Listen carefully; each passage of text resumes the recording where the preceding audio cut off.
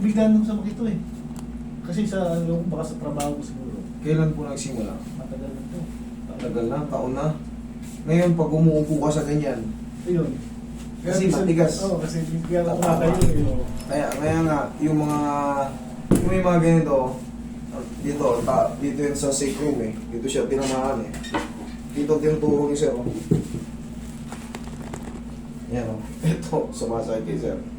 May mga joint yan, na-adjust yan. Pipitikin natin. Tapos minsan, ito, parang binabatak yung ano. Maaaring kasi may tawag dyan sir eh. S1, S2. Maaaring, siyempre, pagka nagkaroon ng pinch yun, sa lower extremities pa rin ang baba niya. Okay, kaya minsan tinatawag, di ba, L5, S1. Naririnig ko yung S1. Kay sir, siguro, babang-baba kasi yung tinuturo ni sir eh. Malamang sa S1, S2. Meron din kasi yung lima yan eh. S1, S2, S3. Hindi kayo sa trabaho ko to kasi Doon po lagi yan. ako natayo. Doon po nakuha yan. Kung wala naman kayong dating Wala. disgrasya. Wala. Okay? Sige, relax na. Prolonged sitting, yan, may ipit yan. Prolonged sitting, prolonged standing. Mga simple-simple lang, pero pag may umipit, iipit na talaga. Relax na. Opo naman.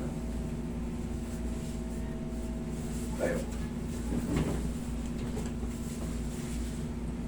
Taglag mo yung leg mo sa akin. Yeah. Sige, higa ka matagilid. Dito na tayo sa pinaka-main problem. Sa bab... Dito. Kabila. Tagilid. Dito. Tagilid. Yan. Dito sa akin. Iyon. Thank you. So, anyway. Okay. Buha natin yung pinakababa. Pectus. Okay, relax lang. Huwag mo lalabanan, bossing. Good. Isa pa. Sa bababa. Yan. Kailangan talaga. Kailangan to eh. Huwag mong lalabanan ha.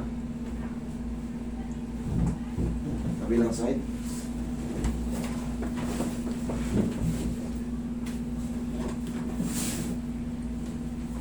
Huwag mong titigasan yung utang mo. Sige nga. Yan. Hindi naman masakit yan. Sige, relax na. Huwag mong lalabanan. Parang, relax lang. Sapat.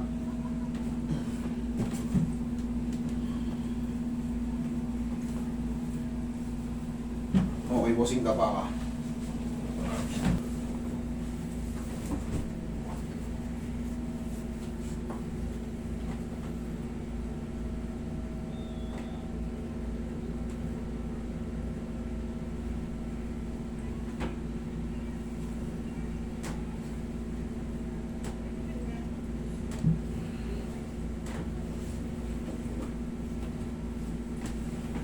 Relax lang. Tapos sir, 3 to 4 days, mas best feeling pa yan. Mamaya hihina na yan. Pwede mo lang iupo yan sa matitigas. Pero may pain para konti.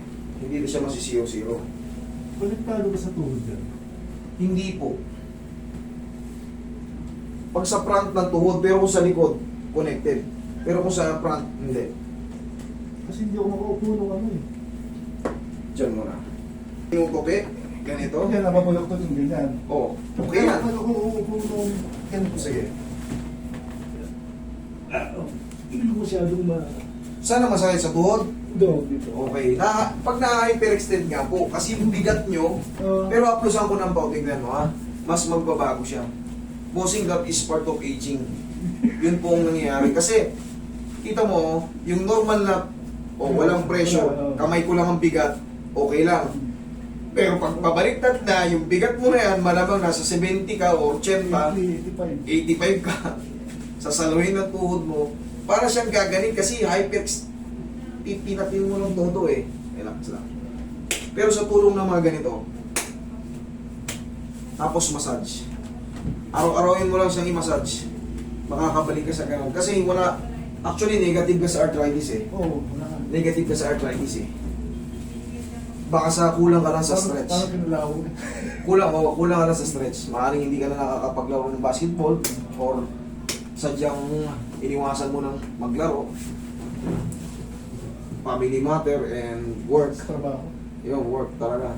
Kung tagal mong hindi nakakapag-stretch, tagal mong hindi nakakalaro, pag inabot mo at sakit ang ano mo, alak-alaka mo, hindi mo maano. Parang mapupek. Oo.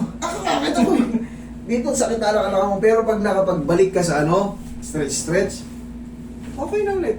Ganon yun. Walang pinagkaiba yun sa likod ng tuhod.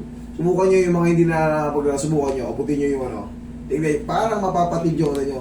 Pero hindi naman masakit pag ginanyan nyo. Wala lang. O, diba? Yun lang yun. Pinipilit nating tupin. Kailangan mag-stretching tayo. Kasi ito kayo kasing healthy. Oh.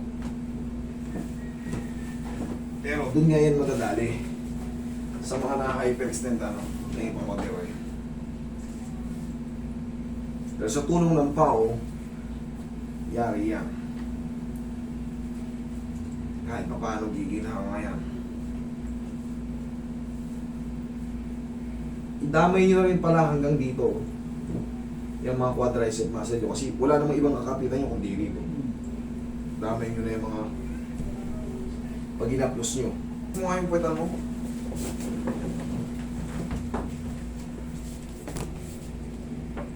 Meron pa. Ganun. Meron pa? Balik ka. Saan banda? Doon pa rin. Sige, balik ka. Tagilid ka, tagilid ka. Kailangan sir, ang mangyayari dyan, meron pa siya pero mahina na. Yun ang kailangan mangyari kasi pag napahinga pa yan ng 4 to 5 days or 3 to 4 days, dito banda o sa kabila? Ito yung gitna-gitna. Dito? Oo. Sige. Dagdagan pa natin. Yun. Yun. Kabilang side.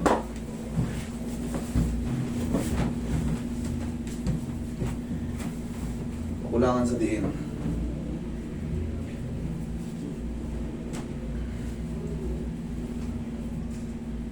Tagilid ka ulit pagka nasa ako.